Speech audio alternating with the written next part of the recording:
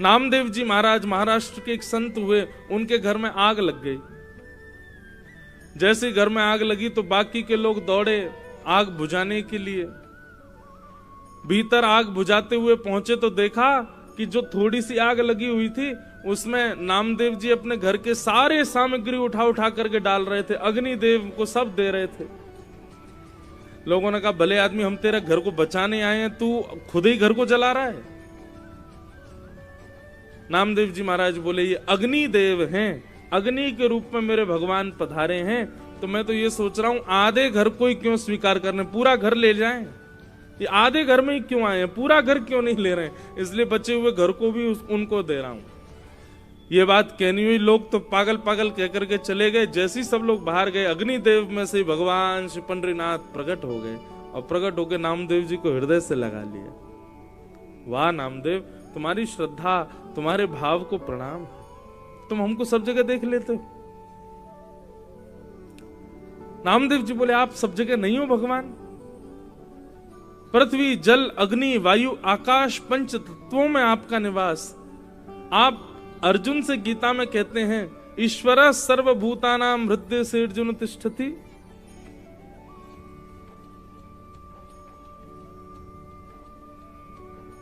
सब ठाकुर जी। गोस्वामी तुलसीदास जी महाराज ने, बहुत ध्यान से सुनिएगा,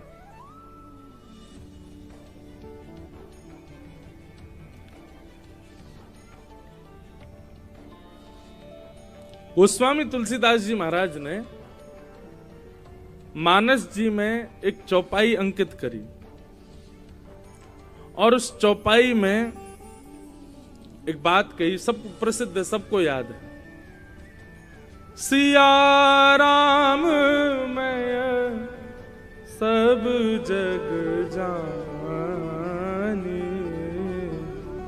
करहूं प्रणाम जोरे जुग पानी। सिया राम में सब जग जाने, इस चौपाई का अर्थ क्या है? बोले, सिया राम पूरे विश्व में विराज रहे हैं। पूरे विश्व मतलब जड़ वस्तु हो, चैतन्य वस्तु हो, वायु हो, वृक्ष हो, नदी हो, जानवर हो, जीव हो, पतंगा हो, चींटी हो, सब में सिया राम जी विराजमान है। सिया राम में सब जग जानी, और मैं सब में सिया राम जी को देख करके सबको उन्हीं का रूप मान करके प्रणाम करता हूं। अब गोस्वामी जी ने ये पंक्ति लिख तो दी। काशी में, बनारस में 80 घाट पर गोस्वामी जी विराज रहे थे, तो गोस्वामी तुलसीदास जी का रोज का नियम था, रोज काशी विश्वनाथ भगवान को प्रणाम करने के लिए जाते थे। विश्वनाथ भगवान को प्रणाम करने के लिए गए तो एक गली में होकर के विश्वनाथ जी का दर्शन करने जा रहे थे, तो उस गली में आधा एक बैल खड़ा हुआ था, वृषभ। अब उस बैल के कभी इधर से जाए तो वो जगह ही नहीं मिले निकलने की, तो तुलसीदास जी ने उसको हटाने के लिए थोड़ी जोर से आवाज करी, थोड़े हाथ वाथ उसमें थोड़े ऐसे मारे कि उसने जो है मार्ग दे दिया। गोस्वामी जी गए, महादेव का दर्शन किया, दर्शन करके लौट करके आए। अपनी रामचरितमानस जी का रोज पाठ करते थे, लिखी हुई मानस जी को, तो जैसे ही मानस जी को देखा तो उसमें वो चौपाई अपने आप गायब हो गई। सिया राम में सब जग जानी, करूं प्रणाम जोर जुग पानी। गोस्वामी जी बोले, यहाँ एक चौपाई लिखी थी, वो गायब क्यों हो गई? रात में उन्होंने फिर से लिखी, सिया राम में सब जग जानी, करूं प्रणाम जोर जुग पानी।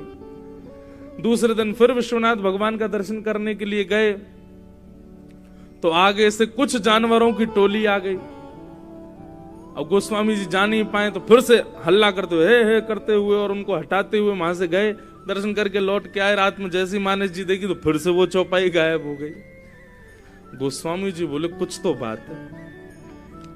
मानस जी लेकर के काशी विश्वनाथ भगवान के सामने गए, जाकर के रोने लगे, बोले, महादेव इतनी सुंदर चौपाई है, सिया राम में सब जग जानी, करूं प्रणाम जोर जुग पानी, ये रोज अंतर ध्यान क्यों हो जाती है?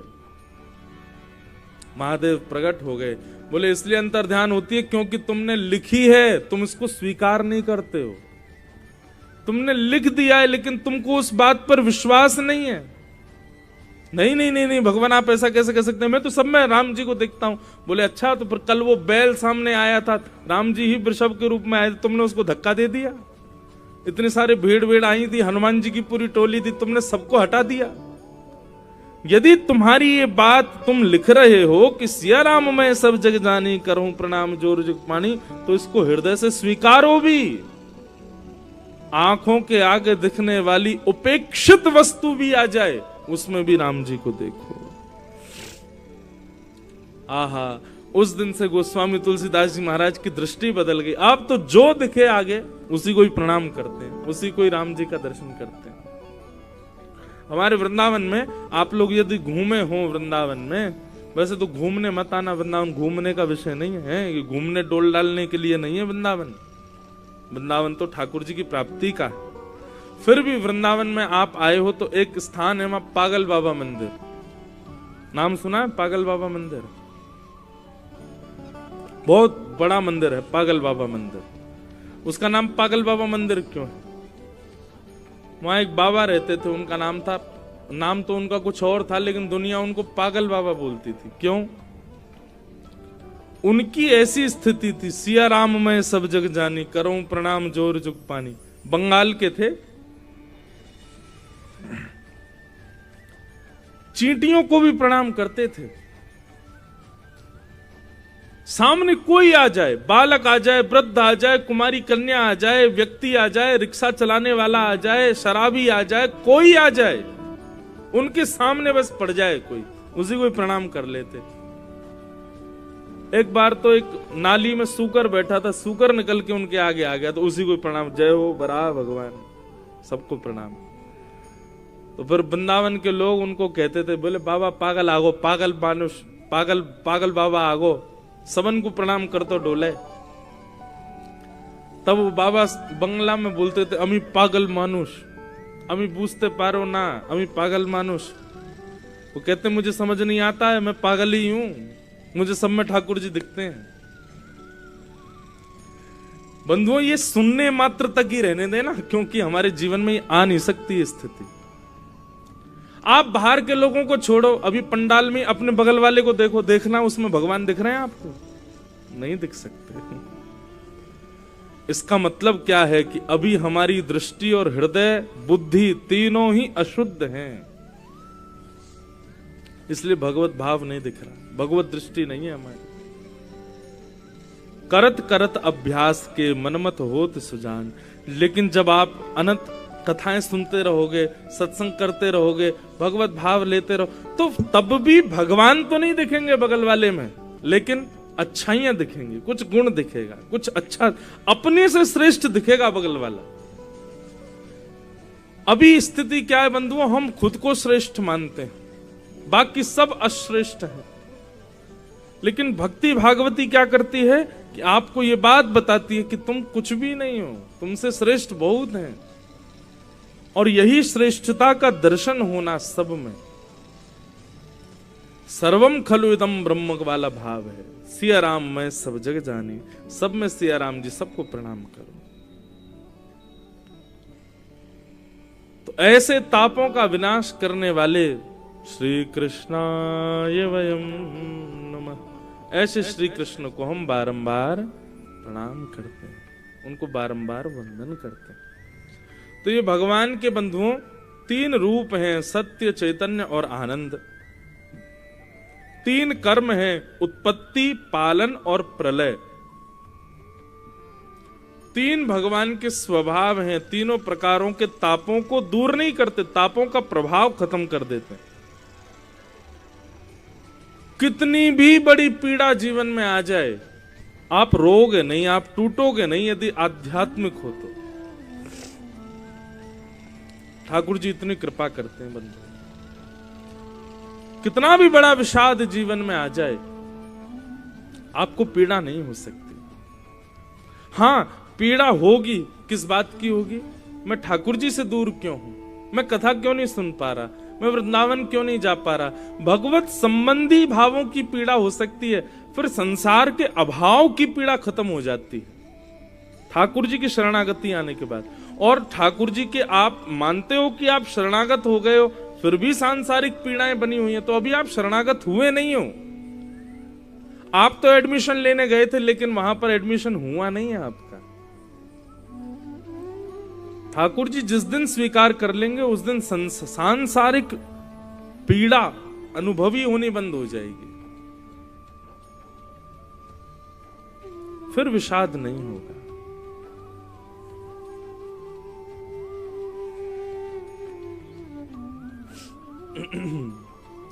तापत्रय विनाशाय श्री कृष्णाय वयम नमः।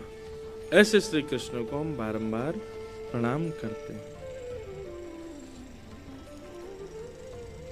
भागवत के महात्मा का प्रथम श्लोक। अब द्वितीय श्लोक में सुखदेव जी को वर्णन किया गया। यम प्रव्रजंत मनुपेत अपेत कृत्यम द्वैपायनो विरह का तर आजुहाव पुत्रेति तन्मय तया तरवो भिनेदु तम सर्वभूत हृदयम मुनिमान तोष्मि। और अब यहां से महात्मा का क्रम प्रारंभ होता है। बहुत ध्यान से सुनो। महात्मा का मतलब क्या? महत्व। कथा क्यों सुनी जाती है, क्यों सुनाई जाती है, ऐसा क्या है भागवत की कथा में, वो सब आज के क्रम में पता चलेगा। 88,000 सौनकादि ऋषियों ने हम आप सब मानवों के कल्याण के लिए नैमिषारण्य में एक यज्ञ किया, परंतु उस यज्ञ की पूर्णता में किसी को भी ऐसा अनुभव नहीं हुआ कि ये यज्ञ पूर्णता से मानव का कल्याण होगा।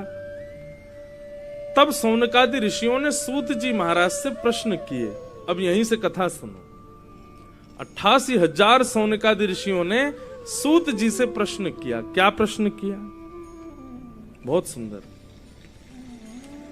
कि श्रेयसां यद् भवेत् श्रेय पावनानां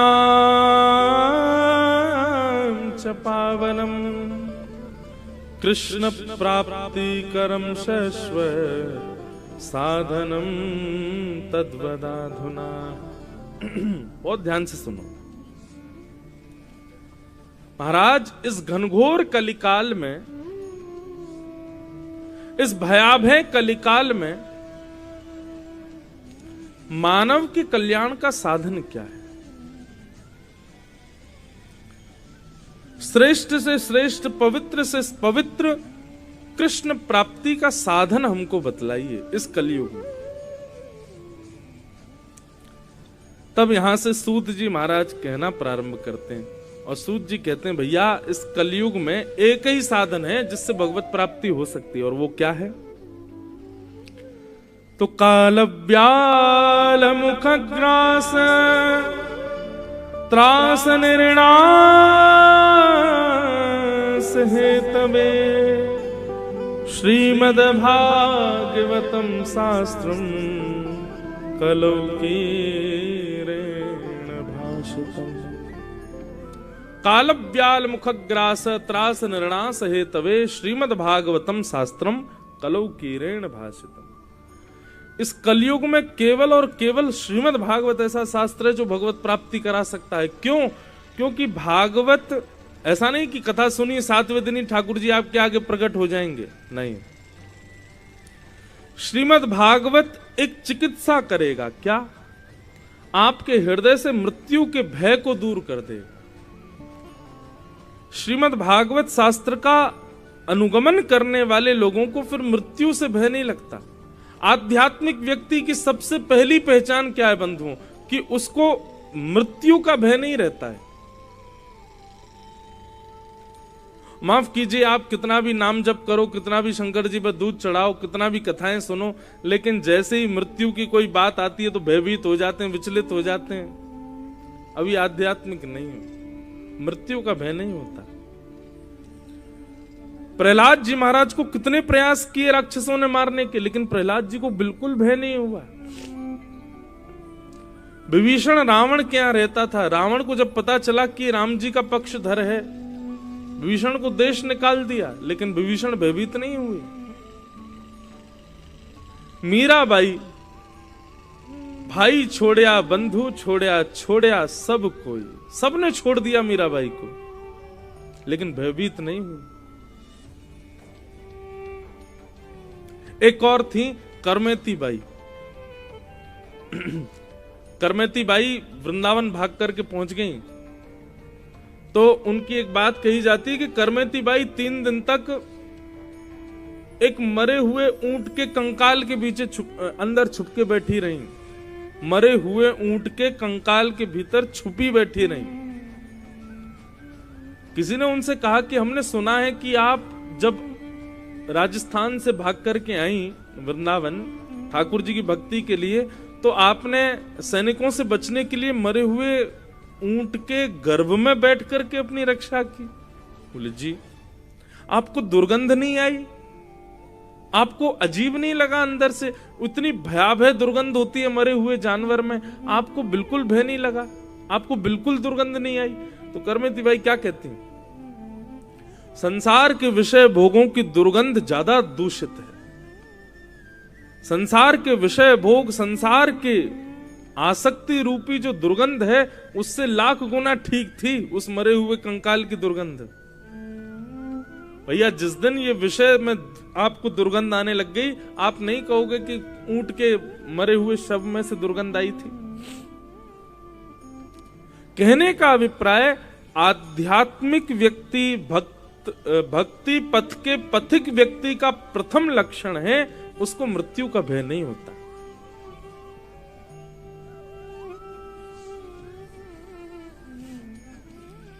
एक सत्य घटना सुना है। हमारे पूज्य पिताजी महाराज एक बार अमेरिका जा रहे थे, तो दिल्ली से डायरेक्ट 16 घंटे का फ्लाइट। जैसे ही उन्होंने टेक ऑफ किया दिल्ली से, हवाई जहाज ने उड़ान भरी, बस उड़ते ही एक इंजन में आग लग गई हवाई जहाज में। अब महाराज हवाई जहाज के इंजन में आग लग जाए, चिंगारियां निकलने लग जाएं, क्या हाल होता है? और वो भी 16 घंटे का हवाई जहाज, और विदेशी हवाई जहाज बड़े और होते, बहुत सारे लोग होते हैं उसमें, तो सब चीखने लगे, चिल्लाने लगे। तो पायलट ने अनाउंसमेंट की कि भैया अभी हम हवाई जहाज को उतार नहीं सकते। क्यों? 16 घंटे की यात्रा का ऑयल भरा हुआ है हवाई जहाज में। अगर हमने हवाई जहाज को उतारा और धमक से जरा भी चिंगारी अगर वहां पहुंच गई तो सब मर जाएंगे। क्या करेंगे? बोले हम अपना वो टैंक खोल रहे हैं, फिर भी हमको 6 घंटे आकाश में घूमना पड़ेगा, तब हवाई जहाज उतरेगा। अब हवा में हजारों फीट ऊपर इतना ऑयल लेकर के इतने यात्रियों के साथ हवाई जहाज घूम रहा है ऊपर आकाश में। रो रो के बुरा हाल हो गया सब लोगों का। रात्रि 2 बजे हवाई जहाज उड़ा था और सवेरे 7:30-8 बजे वापस दिल्ली उतरा। तो जैसे दिल्ली उतारा गया, उसका दरवाजा खुला, सारे पैसेंजर अपने अपने घर को भाग गए। सबको कहा कि भैया 4 घंटे रुक जाओ, दूसरे हवाई जहाज से भेज देते हैं अमेरिका। कोई नहीं गया। 4-5 लोग बचे थे, उनमें एक हमारे पिताजी थे। तो पिताजी महाराज से किसी न्यूज रिपोर्टर ने पूछा, महाराज जी आप लोग करीब 250-300 पैसेंजर थे, उसमें से अब ये गिनती के 10 लोग बचे हैं, आप वापस विदेश जाने को, मतलब अमेरिका जाने को तैयार है। 16 घंटे इतना भयावह एक्सपीरियंस करने के बाद अब आपको भय नहीं लगता? पिताजी बोले, भैया भय की तो पूछो मत, अब हम 9 घंटे 10 घंटे लेट हो गए। हमारे गोपाल जी हमारे साथ हैं, हमारी भागवत जी हमारे साथ हैं। तो 2 भाव मन में आ रहे थे, यदि बच गए तो गोपाल जी की ने रक्षा कर ली, ऐसा भाव आता, और यदि कुछ हो जाता तो ये रहता कि चलो गोपाल जी हृदय से तो लगे हुए थे, अंतिम क्षण में गोपाल जी तो संग में थे। तो दोनों में हमको प्रसन्नता थी। बच गए तो बढ़िया, कथा करेंगे अमेरिका जाके, और यदि कुछ हो जाएगा तो ये भाव है कि भागवत जी और गोपाल जी जिनकी जीवन भर सेवा करी, वो कम से कम साथ तो थे अंतिम समय में। कोई था या ना था, वो तो थे। 4-5 लोग बोले आपको बिल्कुल भय नहीं लग रहा। तो ये आध्यात्मिक व्यक्ति का स्वभाव है कि उसको फिर भय मृत्यु का नहीं होता। उसको भय इस बात का नहीं होता कि संसार में क्या छूटे क्या मिले। उसको इस बात का भय रहता है कहीं किसी कारण से मैं ठाकुर जी से विमुख ना हो जाऊं, मैं कहीं किसी कारण से ठाकुर जी से दूर ना हो, इस बात का भय लगा रहता है। यह आध्यात्मिक व्यक्ति का लक्षण है।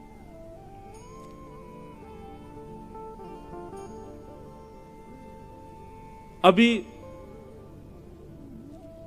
यदि इतना बड़ा चूहा भी अगर आप लोगों के बीच में आ जाए तो आप सब उछल जाओगे, कूद जाओगे, भाग जाओगे, इधर उधर हो जाओगे। क्यों? भय। हमको सबसे ज्यादा भय एक जीव से लगता है, छिपकली। सबसे ज्यादा भय लगता है, जबकि कुछ कहती नहीं है लेकिन फिर भी लगता है मुझे।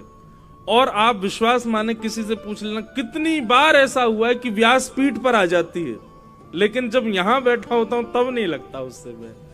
यहां से उतरते ही तो बस ये समझो कि काल है, साक्षात दिख नहीं जाए। मुझे सर्दियां इसलिए पसंद है, सर्दियों में दिखती नहीं है वो, सर्दियों में नहीं दिखती, पता नहीं कहां जाती है। इसलिए कभी कभी मन करता 12 महीना क्यों नहीं रहती सर्दी। अब हमारी तो क्या, हर 7 दिन में घर बदल जाता है, हर 7 दिन में हमारे कमरे बदल जाते हैं, हर 7 दिन में नई जगह पहुंच जाते हैं। तो जो पहले पहुंचते हैं उनसे ये कहते हैं, भाई देखो कमरे में गद्दा नहीं हो चलेगा, एसी नहीं हो चलेगा, पंखा नहीं हो चलेगा, वो नहीं होनी चाहिए बस। उससे भय लगता है। कमरे में तो बच जाते हैं, लेकिन कई बार जंगलों में कथा होती है तो मंच पे आ जाती हैं, व्यासपीठ पे चढ़ जाती है। लेकिन यहां बैठ करके जब भगवत चर्चा कर रहे होते तब उससे भय नहीं लगता। अब प्रयास करते हैं धीरे धीरे कि ये भय भी निकले हृदय से। तो आध्यात्मिक स्थिति का ये प्रभाव है कि यहां भय निवृत्त हो जाते हैं और ये भय निवृत्तता ही आध्यात्मिक होने का लक्षण है। यदि कोई व्यक्ति भयभीत रहता है और अपने आप को भक्त कहता है तो गलत कह रहा है, वो भक्त नहीं है। फिर भक्त का स्वभाव भय नहीं है, निर्भय। अच्छा, स्वयं भी निर्भय। जैसे निर्भीक व्यक्ति कैसा, किसी के पास में बंदूक हो अपने आप को निर्भय माने, किसी के सिर पर नेता राजनेताओं के हाथ हों वो अपने आप को निर्भय माने, किसी के पिताजी बहुत धनवान, संपत्ति बहुत, वो अपने आप को निर्भय माने। ये सारे निर्भय मानने वाले एक दिन भयभीत हो जाएंगे, लेकिन जिसके ऊपर ठाकुर जी का हाथ रखा है वो सबसे बड़ा निर्भीक है, निर्भय। हम इस बात से निर्भीक हैं कि हमारे ऊपर ठाकुर जी का हाथ है, हमको भयभीत होने की आवश्यकता नहीं।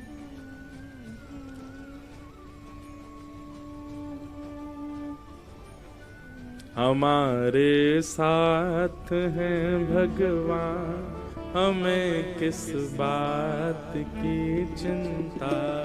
हमारे साथ हैं भगवान, हमें किस बात की चिंता। हमारे साथ हैं भगवान, हमें किस बात की चिंता। आओ सब लोग।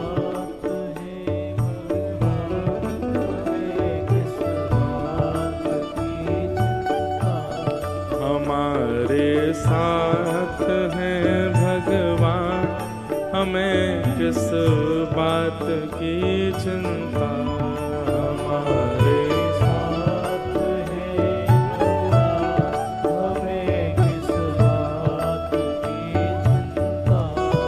हमारे साथ हैं भगवान, हमें किस बात की चिंता।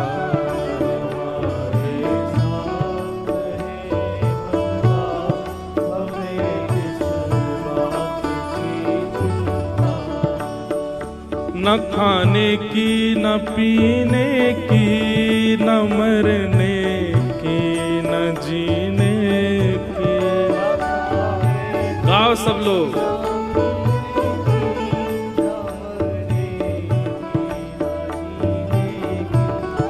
न खाने की न पीने की, न मरने की न जीने की, न खाने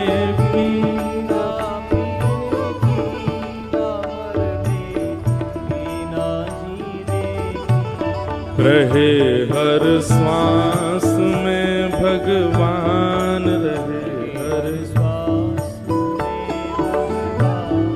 रहे हर श्वास में भगवान रहे हर श्वास में भगवान के प्रिय नाम की चिंता रहे हर श्वास में भगवान के प्रिय नाम की चिंता हमारे साथ है भगवान हमें किस बात की चिंता हमारे साथ है भगवान हमें किस बात की चिंता मिला भक्ति का जब वरदान हमें किस बात की चिंता मिला भक्ति का जब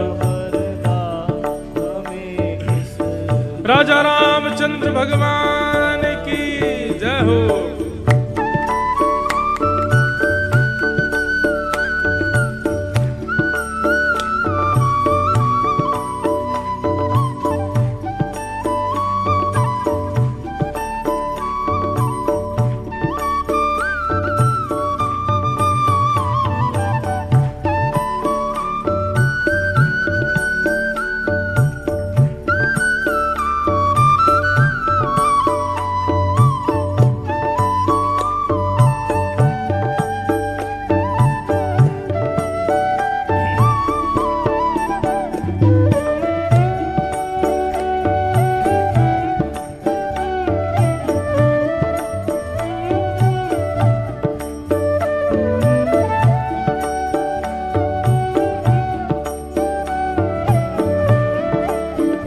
भैया आप कहोगे महाराज जी ठाकुर जी साथ में हैं हम चिंता क्यों ना करें, ठाकुर जी ने किसी की रक्षा की है?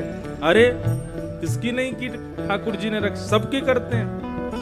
कि ध्रुव प्रहलाद गणिका गज अजामिल को उबारा था कि ध्रुव प्रहलाद गणिका गज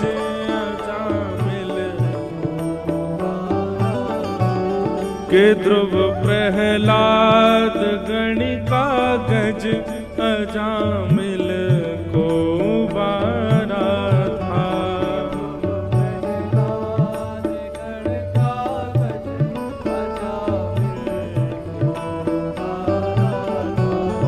उन्हीं का कर रहे गुणगान उन्हीं का कर रहे कर रहे गुणगान उन्हीं का कर रहे गुणगान तो फिर किस बात की चिंता उन्हीं का कर रहे गुणगान तो फिर किस बात की चिंता हमारे साथ है भगवान हमें किस बात की चिंता हमारे साथ है भगवान हमें किस बात की चिंता मिला जब भक्ति का वरदान हमें किस बात की चिंता मिला जब भक्ति का वरदान हमें किस बात की चिंता हमारे साथ है भगवान हमें किस बात की चिंता हमारे साथ है भगवान हमें किस बात की चिंता बोल वृंदावन बिहारी लाल की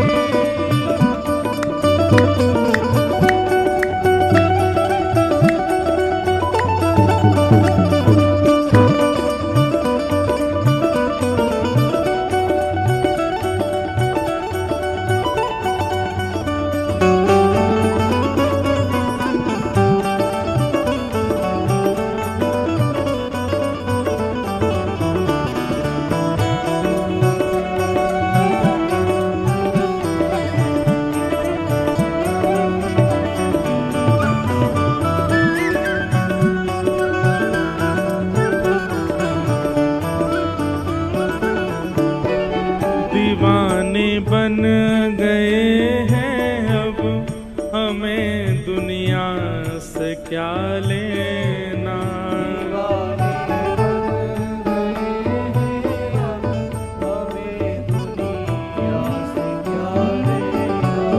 दीवाने बन गए हैं अब, हमें दुनिया से क्या लेना। दीवाने बन गए हैं अब, हमें दुनिया से क्या लेना।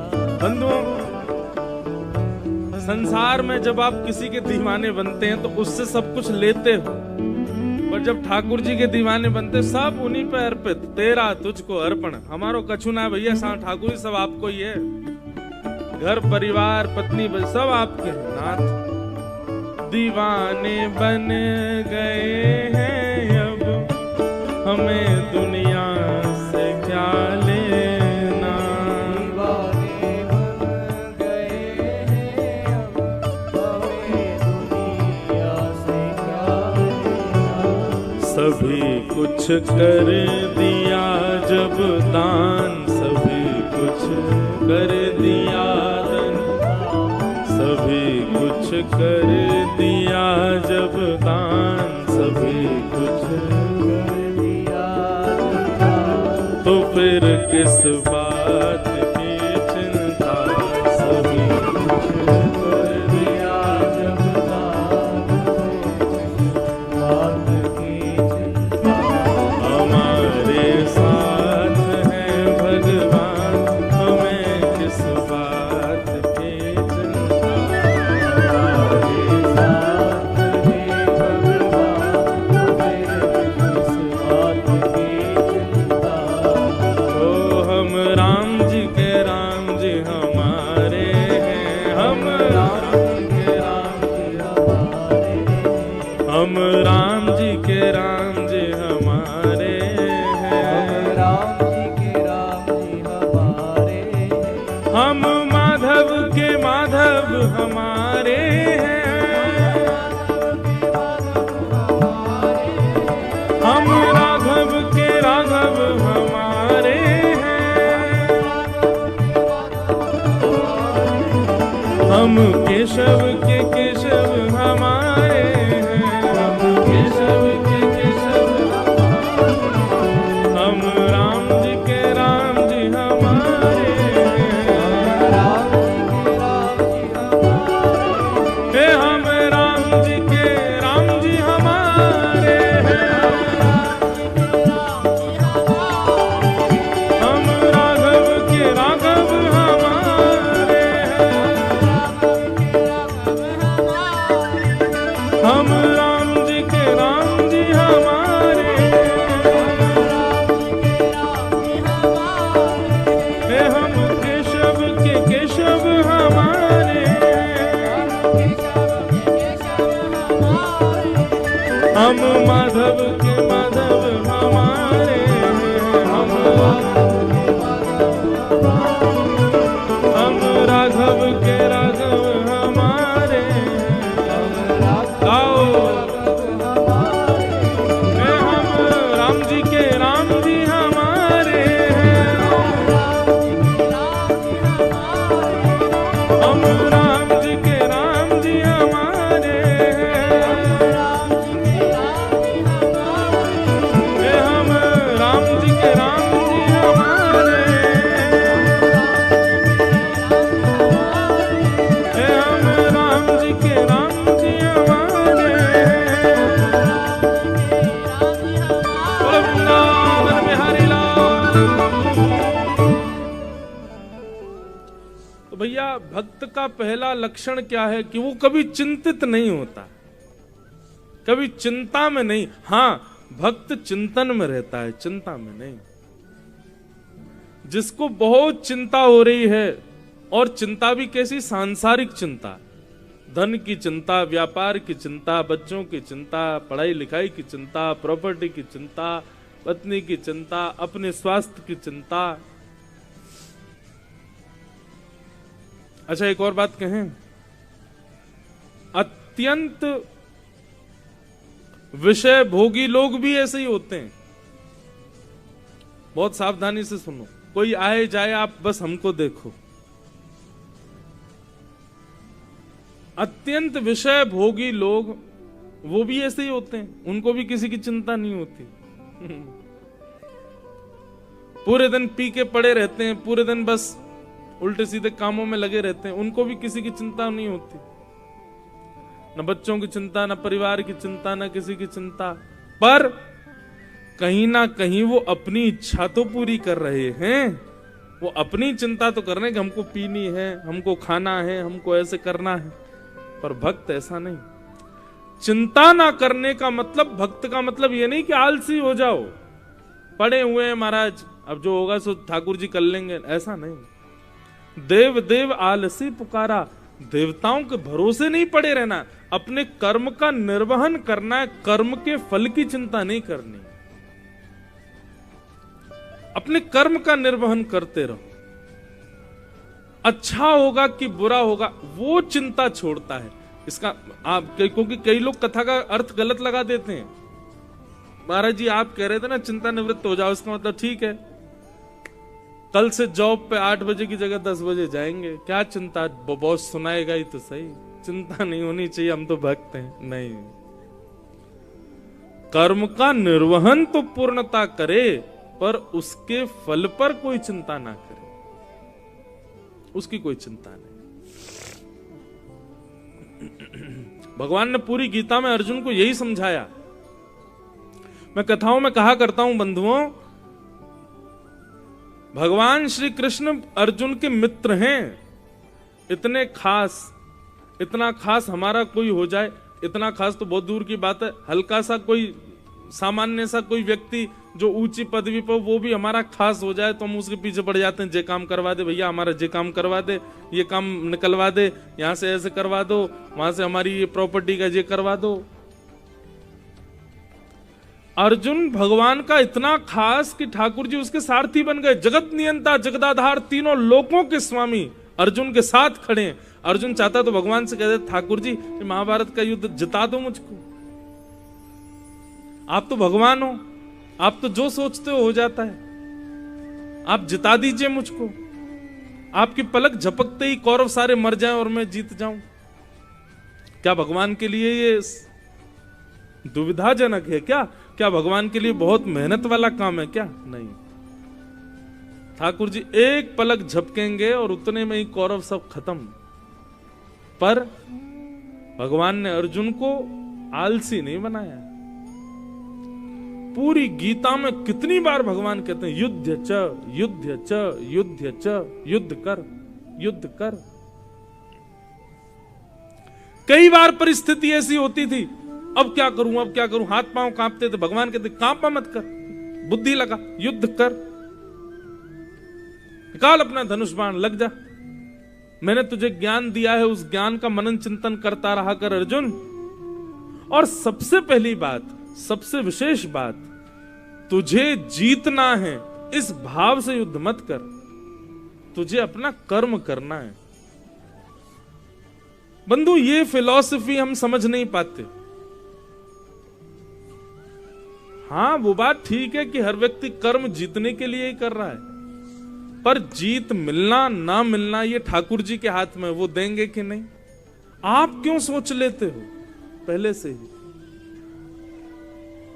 उसका विचार मत करो, बस अपना कर्म करो। आपका कर्म यदि साफल्य होगा, कर्म यदि श्रेष्ठ होगा, तो फल श्रेष्ठ मिलेगा। भगवान ने अर्जुन को यही समझाया, बोले तू हारेगा कि जीतेगा इसका विचार मत कर अर्जुन, बस तू अपना युद्ध कर, बिना जीतने हारने की भावना से। क्योंकि कर्मण्येवाधिकारस्ते मां फलेषु कदाचन, तुम्हारा अधिकार केवल कर्म पर है, फल पर नहीं है। फल देने का अधिकार मेरा है, और वो मैं अब दूं कि 10 वर्ष बाद दूं कि 50 साल बाद दूं कि अगले जन्म में दूं, वो मेरे हाथ में। इसलिए तुम पहले से सोच के दुखी मत हो। कई बार ऐसा होता है, आप अभी अच्छा कर रहे हो और उसके बाद भी आपके साथ कुछ अच्छा नहीं हो, फिर लोग आते हैं, महाराज जी हम तो बहुत अच्छा करते हैं, सबके साथ बढ़िया करते हैं, मेरे साथ ही बुरा क्यों होता है, मुझे अच्छे का फल कब मिलेगा? वो ठाकुर जी के हाथ में। ठाकुर जी चाहें तो अगले जन्म में भी दे सकते हैं। कई बार हमने ऐसे लोग भी देखे, महानिकृष्ट सारे गलत काम करते हैं फिर भी इतने सुखी हैं, क्योंकि पूर्व जन्म का कर्म भोग रहे हैं अपना। इसलिए भैया व्यक्ति दुखी क्यों है? क्योंकि कर्म पहले विचार कर ले, फल पहले ही विचार कर ले। कर्म अभी किया नहीं है, आज लेटर आ गया कि तुम्हारी जॉब लग गई, बस लेटर देखते ही नेत्र बंद हो जाते हैं।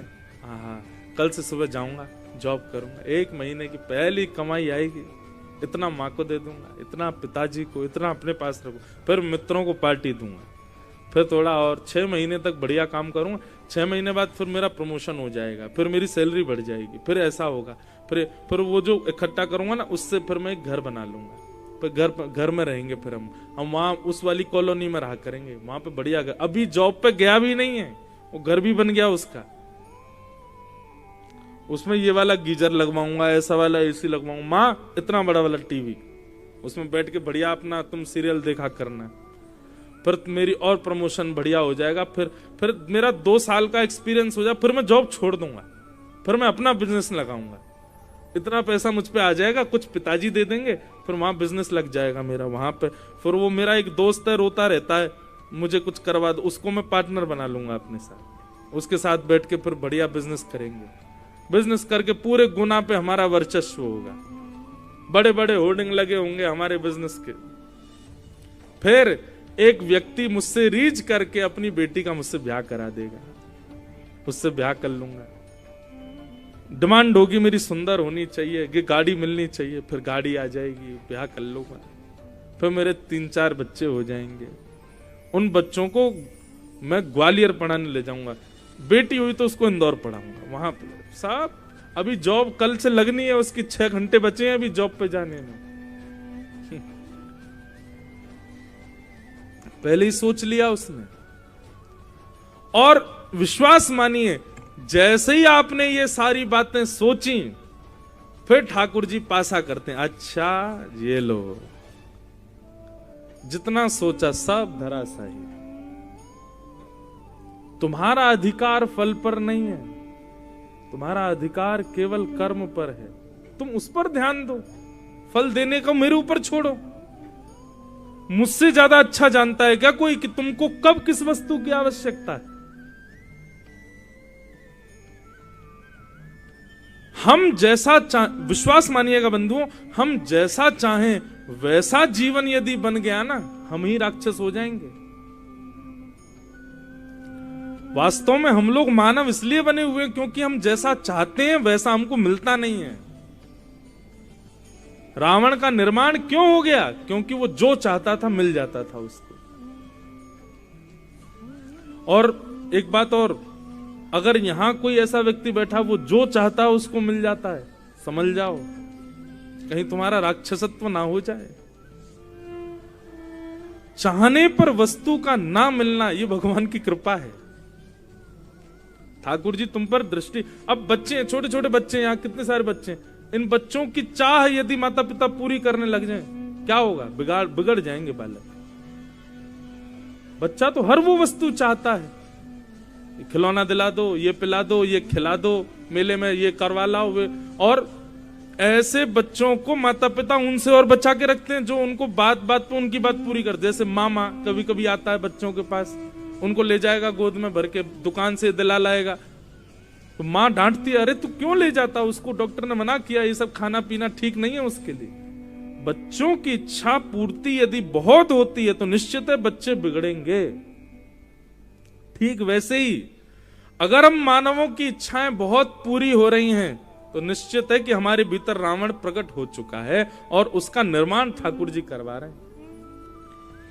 लेकिन आप कुछ विचार करते हो और वो पूर्ण नहीं होता है तो मुस्कुराइए, ठाकुर जी की कृपा है आपके ऊपर।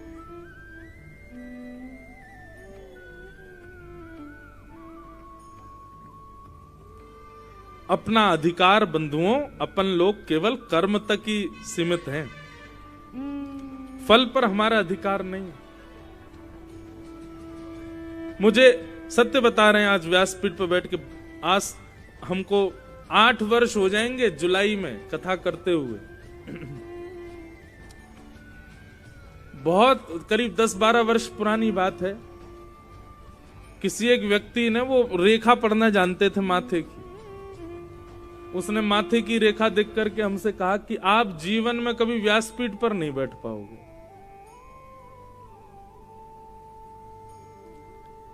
बोले आप कभी जीवन में व्यासपीठ पर नहीं बैठ पाओगे। आज 8 साल हो गए कथा करते हुए, व्यासपीठ पर बैठे भी हैं, कथा भी कर रहे हैं, दुनिया में घूम रहे हैं और खूब कथा हो रही हैं।